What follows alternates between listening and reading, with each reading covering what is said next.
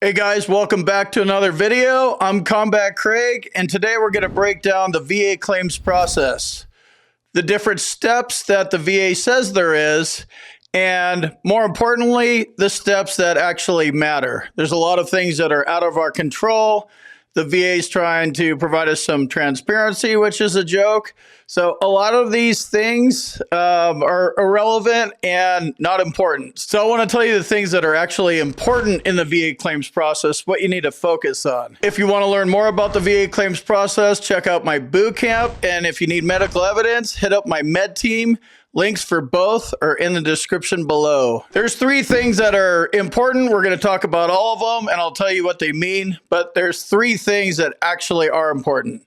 What you do before you file your claim, how you prep your medical evidence, how you get what you need to establish service connection. That's the first part.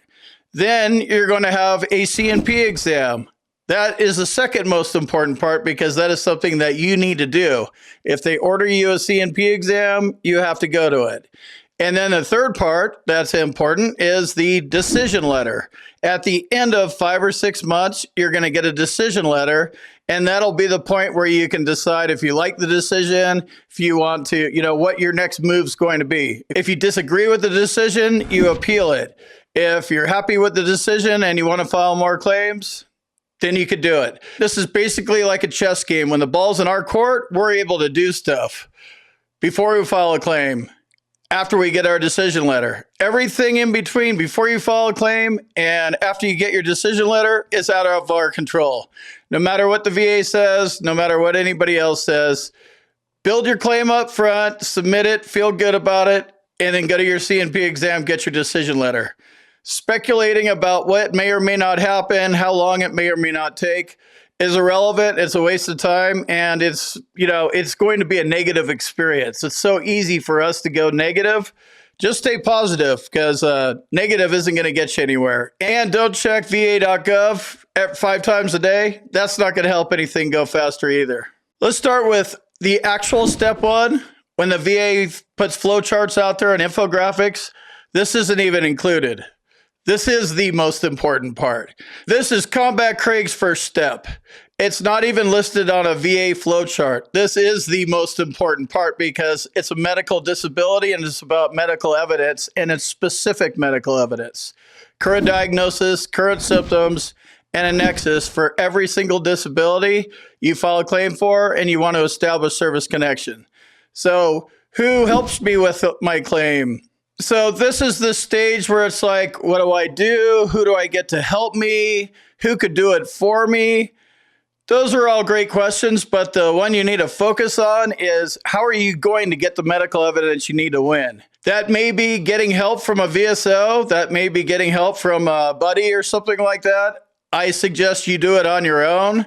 That's the best way to make sure that you get paid your money, because that's what this is about. VA benefits are about money in your pocket, not in anybody else's pocket. So you alone, us alone, we are the most invested in this whole process. So the more you could do alone, the better. And when it comes down to the medical evidence part, you're going up against doctors. You have your VA medical records, maybe your service treatment records. All that is written by doctors. So you need to find a doctor to get you the medical evidence you need. If you're missing a diagnosis, go to a doctor and get them to give you a diagnosis. While you're at it, get them to write you a nexus and fill out a DBQ, Disability Benefits Questionnaire. That's stuff you could all do on your own, and you don't need a VSO to do that for you, and most of them won't even do a lot of this for you.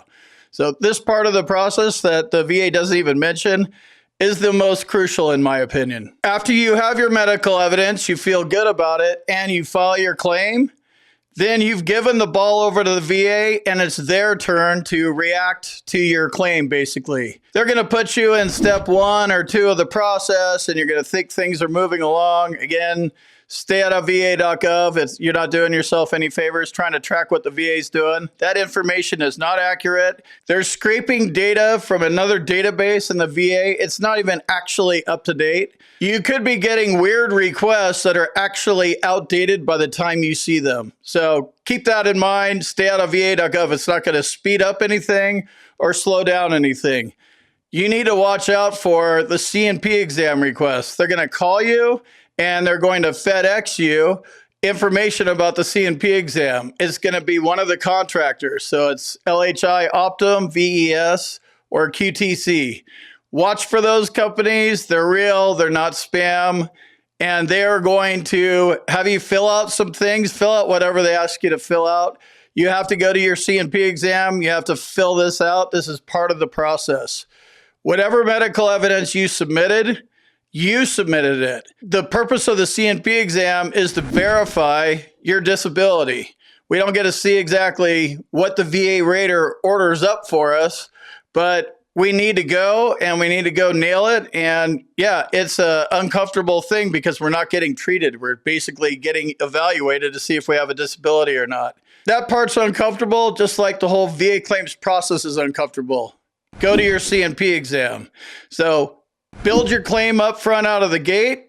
That's the most important thing. Go to your C&P exam. And then a few months later, you're going to get your decision letter. Once you have your decision letter, legally, it is your turn again. Now you can actually take action. In the middle of the VA claims process, in like month 2 through whatever, 5, you can't do anything. You may want them to move faster. You may want them to see something the way you see it. We can't do anything in that stage because the VA has the ball. So let's go ahead and look at the breakdown that the VA gives. And I'll tell you what all this stuff means. And again, it's pretty irrelevant. I told you the 3 things that you need to focus on. And those are the 3 things you need to focus on. If you want to learn more about the VA claims process, check out my boot camp. And if you need medical evidence, hit up my med team.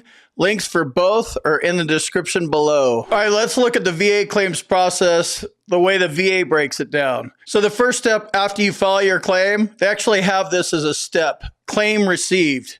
Remember, this is all check boxes, so it's like as idiot proof as possible, but obviously that doesn't work very well. But they actually have a step called claim received, and they screw this up. So claim received means, great, they got your claim.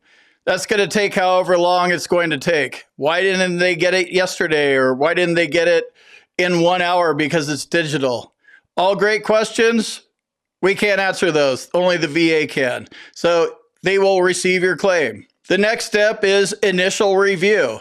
They're reviewing your claim for completeness. Did your doctor fill out the DBQ? Do you have diagnostic codes associated with your disabilities?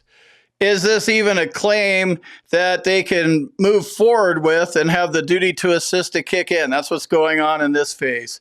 Again, they generate a lot of messages in this phase. If you're looking at va.gov, easiest way to not worry about these messages because they're so relevant is don't go on va.gov. It's not going to speed it up. Step 3 is gathering of evidence. So this is where the VA rater, they're moving it along through the process. There's about 5 veteran service representatives in the process.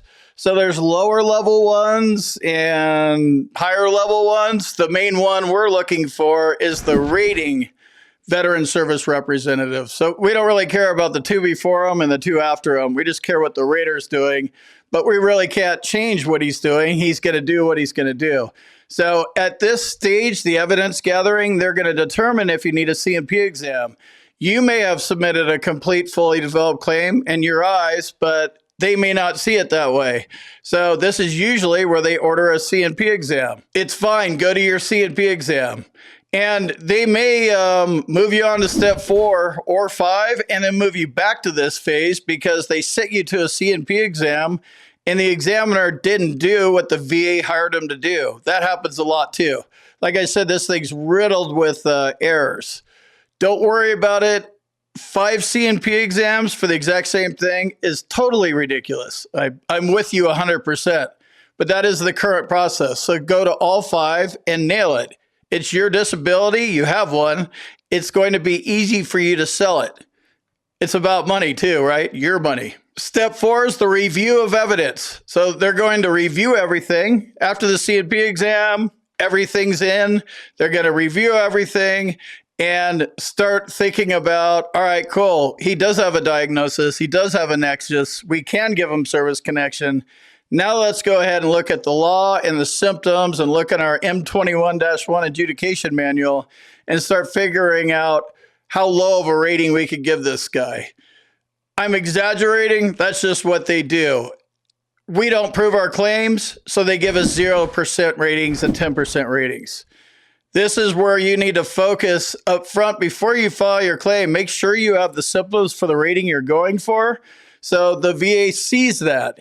They see you have specific words and or statements, and you have this and this, or you have this, or you like these things are in there. Go read your whatever you filed a disability for, understand how it's rated and how high it could go, because most everything caps out. So you're going to need to introduce secondaries and possibly presumptives, although presumptives usually end up getting lowball ratings too. Focus on the things that matter, which are claims that pay money. The next step is preparation for decision. Your claim is sent to the rating service representative. This is the rater. This is the guy that you're waiting for. It doesn't matter about the two guys before him. This is the guy. This guy's going to look at everything and he's going to recommend a decision. He's basically making a decision, but people are going to check his work as well. So remember that he's sitting there and the VA actually has like a clock on these guys. How productive are you? They get points for productivity, how fast they work, that kind of stuff. So the less information you give them and make it easier for the rater to make a decision, the better. If you're trying to establish service connection for a disability, you need a current diagnosis and a nexus. You don't need MRI reports. You don't need any of that stuff. These 10 pages here, I'll just let the duty to assist do it and the VA can do everything. I wouldn't do that. If you have the diagnosis and the nexus, highlight that and make sure it's in your claim up front so it's real easy for them to find. Step 6 is pending decision approval. So now we're moving to the next guy. Rater made the decision. Now this guy is checking his work. In step 6, they're checking the VA rater's work for accuracy. Okay, he's got this, he's got the diagnosis, he's got the nexus. This is complete. This is a good decision. It makes sense to me. Moving on to the next step. Step 7 is preparation for notification. This one, just the name of it alone is just kind of funny. Like if I'm going to notify anybody about anything, you're going to hear from me immediately. I notify. I don't prepare to notify. I just blurt it out. I'm really impatient. You may be like me and be like that too, but they actually have a preparation to notify. So you have to prepare to notify. Different guy. This is a different guy. He's looking at the decision, looking at the guy that checked the rater, and yep, this thing's good to go. This whole process is another person again. That's why this whole thing takes so long. There's about 5 or 6 of these guys. It's like, okay, I did my part, move it on to the next step. Depending on who's clogged up, that's where the bog is, and there's no transparency into this, and it doesn't really matter because we already know it's going to take 5 or 6 months, so we're already prepared for that. And we know the things that are important to us. What we do before we file our claim, showing up to our C&P exam, and our decision letter. The last step is claim completed. So in this step, everything's been done. This guy just assembles everything and sends it out to you. And that's where your decision letter is going to come from. So as you're going through this process and you're seeing yourself moving around, I went from step 2 to 5 in like 2 days. I'm cruising.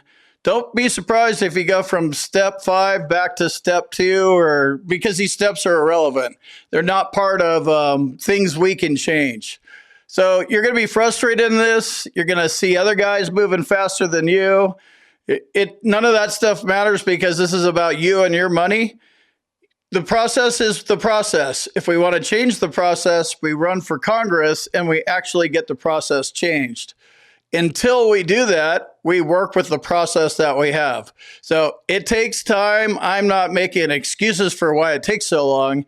They should be able to make rating decisions in 24 hours, and I've seen it done. I don't know why they take 6 months. I don't really care. That's just what they say. You're going to be looking for average wait times and stuff like that. It's probably 150 days. That doesn't matter either because this is the average across every VA regional office in the entire country. it does not reflect where you are and your claim and the 5 or so guys that are actually shuffling your claim through the system. So averages don't really matter because you want to know how long it's going to take for your claim to be adjudicated.